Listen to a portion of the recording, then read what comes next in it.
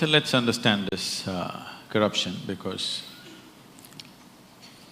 it's a very important thing that everybody understands this properly in its right perspective, rather than reacting against a bunch of people who are in an advantageous position, okay?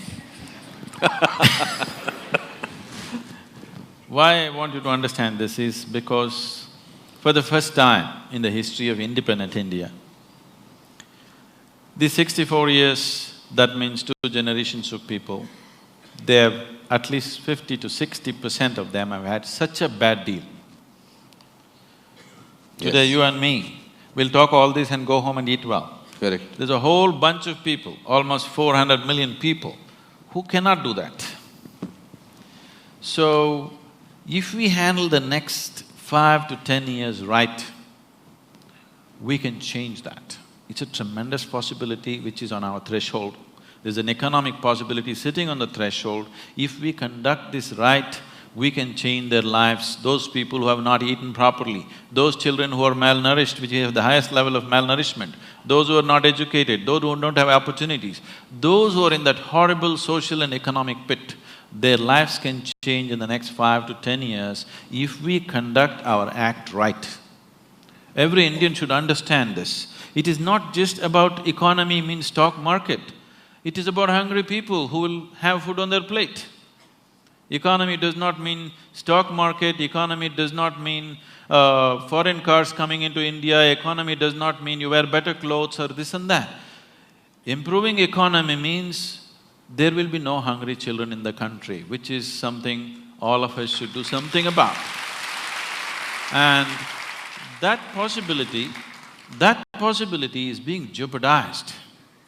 Wherever I go, I speak to various economic and political leaders around the world, everybody says, we want to come to India, India is a big possibility, but the humiliation of corruption, we can't bear it.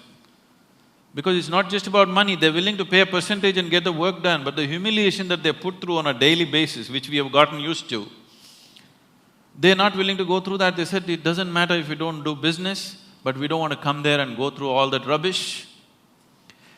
So, this possibility is being jeopardized by a handful of people, or it is wrong to say it's a handful of people, it's a nation full of corruption. Correct. Because how many people in Mumbai streets, if there is no policeman, will stop at the red light? I think only 10% will stop. So these 90% are corrupt people. If you make them the chief ministers and prime ministers, you know what they will do? So instead of just calling it by one bad word called corruption, we need to understand, we as a society are trying to move from a feudalistic way of managing our lives to a democratic way. The democratic way has still not sunk into us. So I am saying in our psyche, we are still feudalistic in nature, but we are trying to run a democracy. Democracy will not happen with an active sense of education as to what is democracy, what is the power of democracy, what it means, what is the responsibility of living in a democratic society. This has not been done. We just took democracy from the British and we think if they just put their vote and get their fingers dirty once in 5 years, everything is settled. No, we have not educated people. We are still a feudalistic society acting to be democratic. So how do we do that? Means No. It is only because common people are not participating in the democratic process. Yes. Participating in the democratic process does not just mean once in 5 years you cast your vote. Most people don't even do that. But I'm saying even if you do that, that is not enough. Democracy is an active sport, it's not a spectator sport. You can't sit back and say, let somebody do democracy.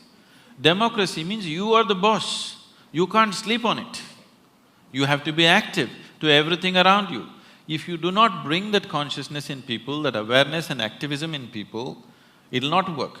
At the same time, for everything you protest, for everything you call a bandh, for everything, it's our culture. People have understood the technology of how to stop the nation, bandh, hartal, but how to run the nation, it's a different technology. I am saying, at least once a month, in your street, in your region, whatever is the sticking points in your area, in your street, just make a list of that get a few people together, whoever the councillor, the MLA, call him for a meeting, talk to him what needs to happen. Casting vote once in 5 years is not good enough because you employ somebody and you don't see that he works. That is not… doesn't make sense, isn't it?